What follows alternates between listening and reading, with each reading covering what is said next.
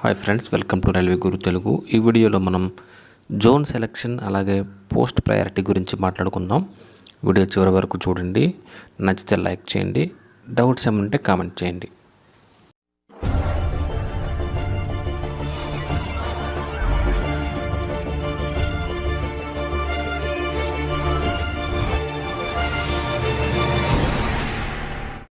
ముందుగా మనం zone selection ఏ విధంగా చేసుకోవాలి అనే విషయం గురించి మాట్లాడుకుంటే, నెంబర్ ఆఫ్ పోస్టులు అనేది ఎక్కడ ఎక్కువగా ఉన్నాయో చూసుకోవాలి. అలాగే ప్రీవియస్ ఇయర్ కట్ ఆఫ్ ఎక్కడ తక్కువగా ఉంది. అలాగే కొంతమంది జాబ్ అనేది నేను వేరే స్టేట్కి వెళ్ళను, ఇక్కడే చేసుకుంటాను, ఇక్కడే కావాలనుకునే వాళ్ళు కొంతమంది. సో ఈ వీటి బేస్ మీద మీ యొక్క జోన్ సెలెక్షన్ అనేది ఉండాలి. అలాగే కొంతమంది వేరే జోన్కి అప్లై చేసి జాబ్ వచ్చిన తర్వాత మరలా సేమ్ స్టేట్కి రావాలని కోరుకుంటారు. అలా అనుకునే వాళ్ళు ఏ విధంగా మన స్టేట్కి రావాలి అని కనుక మనం చూస్తే, ఇక్కడ 3 వేస్లో మనం రావడానికి అవకాశం ఉంటుంది. ఒకటి మ్యూచువల్ ట్రాన్స్ఫర్. మీలాగా సేమ్ జాబ్ మన స్టేట్లో వచ్చిన వాళ్ళు, అలాగే నువ్వు వేరే స్టేట్లో ఉండి అక్కడి నుంచి ఇక్కడికి రావాలనుకున్నప్పుడు మ్యూచువల్ ట్రాన్స్ఫర్ మీద రావడానికి అవకాశం ఉంటుంది. అలాగే ఎవరైతే వాళ్ళ వైఫ్ స్టేట్ గవర్నమెంట్లో కానీ సెంట్రల్ గవర్నమెంట్ కానీ ఇక్కడ కనుక మన సికింద్రాబాద్ జోన్లో చేస్తూ ఉంటే ఆ వేలో రావడానికి అవకాశం ఉంటుంది. అలా కాకుండా వన్ వేలో అంటే ఈ రెండు కాకుండా ఒక 5 ఇయర్స్ లేదంటే 10 ఇయర్స్ వరకు మనం జాబ్ అక్కడ చేస్తే కానీ ఆ తర్వాత మనకి 1 వేలో రావడానికి అవకాశం ఉంటుంది. ఈ విధంగా మన జోన్ ట్రాన్స్ఫర్ అనేది పెట్టుకొని మన స్టేట్ ఉన్న జోన్కి రావడానికి అవకాశం ఉంటుంది. ఇక్కడ ఒకసారి నెంబర్ ఆఫ్ పోస్టులు అలాగే ప్రీవియస్ ఇయర్ కట్ ఆఫ్ కనుక మనం చూస్తే, ఎక్కువగా ప్రజెంట్ ఇక్కడ ఇచ్చేసాను నేను. ఇక్కడ 2024లో ఇచ్చిన నోటిఫికేషన్లో వేకెన్సీ ఎన్ని ఉన్నాయో అవి తీసుకున్నాను. అలాగే ప్రీవియస్ లాస్ట్ టైం ఎన్టీపీసీ జరిగినప్పుడు కట్ ఆఫ్ ఏ విధంగా ఉంది అనేది ఇక్కడ నేను తీసుకున్నాను. ఇందులో కొన్ని జోన్స్ మాత్రం నేను తీసుకున్నాను. ఎక్కువగా మన తెలుగు వాళ్ళు ఎక్కడైతే అప్లై చేస్తారో వాటికి మాత్రం నేను తీసుకున్నాను. హైయెస్ట్ కట్ ఆఫ్ అనేది మనకి బెంగళూరులో ఉంది. పోస్టులు వచ్చేసి ప్రజెంట్ పోస్టులు వచ్చేసి 496 ఉన్నాయి. ప్రీవియస్ ఇయర్ కట్ ఆఫ్ మనకి 78 అనేది యూఆర్లో ఉంది. 67 అనేది ఎస్సీకి ఉంది. 64 ఎస్టీ, ఓబీసీ 61, ఈడబ్ల్యూఎస్ 54. ఈ విధంగా అయితే బెంగళూరు జోన్లో లాస్ట్ టైం ఎన్టీపీసీ జరిగినప్పుడు కట్ ఆఫ్ అనేది ఉంది. అలాగే ప్రయాగరాజ్, కోల్కతా, భువనేశ్వర్, సికింద్రాబాద్ కనుక మనం చూసుకుంటే బెంగళూరుతో కంపేర్ చేసుకుంటే 10 మార్క్స్ డిఫరెన్స్ అయితే వచ్చింది. ఇక్కడ సికింద్రాబాద్లోనే మనకి కట్ ఆఫ్ అనేది తక్కువ ఉంది. ఎస్సీ అనేది 64, ఎస్టీ 58, ఓబీసీ 58. ఈ విధంగా మనకి కట్ ఆఫ్ అనేది ఉంది. సో ఈ ఇయర్ కూడా మనకి ఈ విధంగా కట్ ఆఫ్ ఉంటుందా అనేది మన చేతిలో లేదు, మనం చెప్పలేము. అది మన సికింద్రాబాద్ కనుక మనం చూస్తే టోటల్ పోస్టులు వచ్చేసి మనకి 478 పోస్టులు అయితే ఉన్నాయి. ఇందులో సికింద్రాబాద్ జోన్లో అప్లై చేసే ప్రతి ఒక్కరికి కూడా 478 పోస్టులకి మీరు ఎలిజిబిలిటీ ఉండదు. ఎందుకంటే యూఆర్లో ఎవరైతే యూఆర్లో ఉంటారో, అంటే ప్రతి అప్లికెంట్ కూడా యూఆర్ కిందే వస్తారు. సో ప్రతి ఒక్కరికి 212 పోస్టులు అయితే ఎలిజిబిలిటీ ఉంటుంది. ఇవి కాకుండా ఎవరైతే ఎస్సీ, ఎస్టీ, ఓబీసీ, ఈడబ్ల్యూఎస్ ఈ కేటగిరీస్లో ఉంటారో వాళ్ళకి అదనంగా ఈ 212 కాకుండా అదనంగా వాళ్ళకి క్యాస్ట్ పరంగా ఎస్సీ వాళ్ళకైతే 66 పోస్టులు అయితే యాడ్ అవుతాయి. అలాగే ఎస్టీ వాళ్ళైతే 39 యాడ్ అవుతాయి. ఓబీసీ అయితే 101. ఈ విధంగా ఎలిజిబిలిటీ అనేది ఉంటుంది. సో ఇక్కడ ఇచ్చిన టోటల్ పోస్టులు అయితే మీరు ఎలిజిబిలిటీ ఉండదు. ఆ విధంగా మీ కేటగిరీలో మీరు ఒకసారి ఏ జోన్లో ఎక్కువ ఉన్నాయి, క్యాస్ట్ పరంగా మీరు ఏ జోన్లో ఎక్కువగా ఉన్నాయి ఒకసారి క్యాలిక్యులేట్ చేసుకోండి. నోటిఫికేషన్ అయితే మనకు డీటెయిల్స్ మెన్షన్ చేశారు.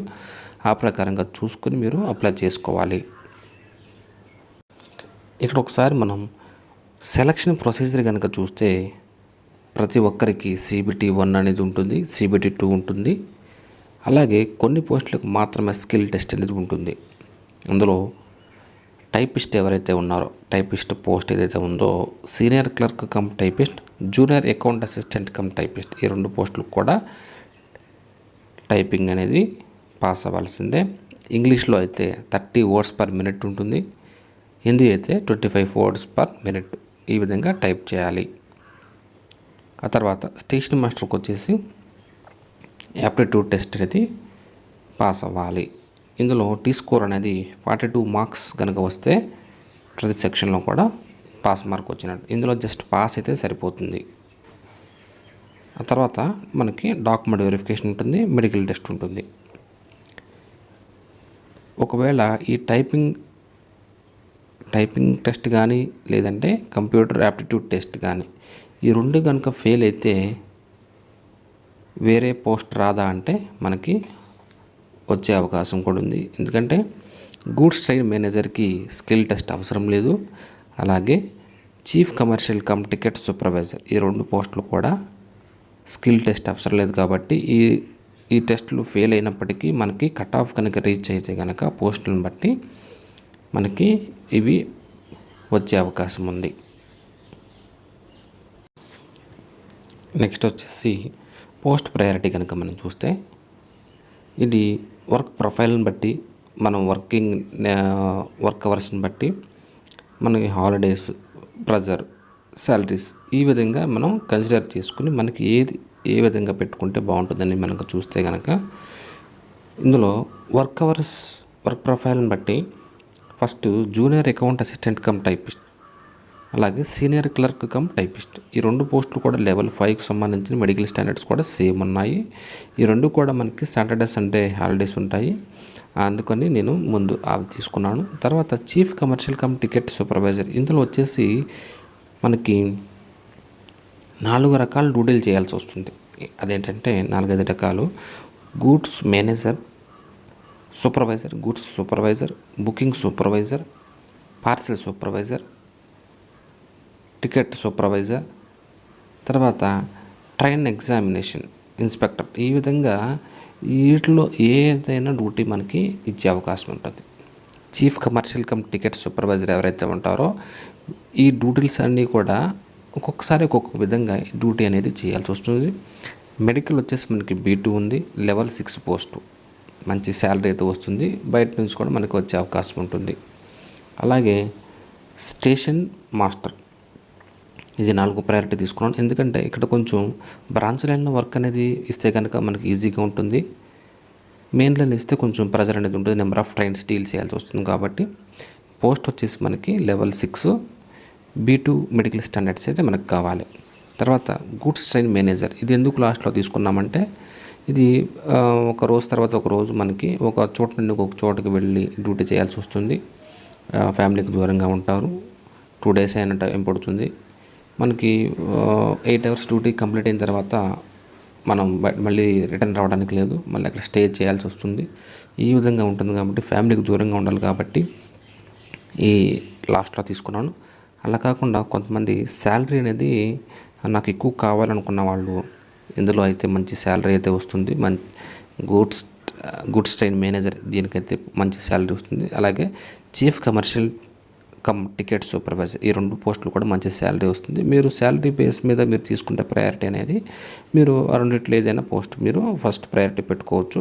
లేదు నాకు స్టేషన్ మాస్టరే కావాలి అనుకున్న వాళ్ళు ఫస్ట్ ప్రయారిటీ పెట్టుకోవచ్చు. అలాగే ఇక్కడ మనకు మెడికల్ స్టాండర్డ్స్ అని మెయిన్ ఇంపార్టెంట్ ఉంటుంది. ఈ మెడికల్ స్టాండర్డ్స్ ఒకసారి చూద్దాము. మనకి మెడికల్ స్టాండర్డ్స్ వచ్చేసి C2,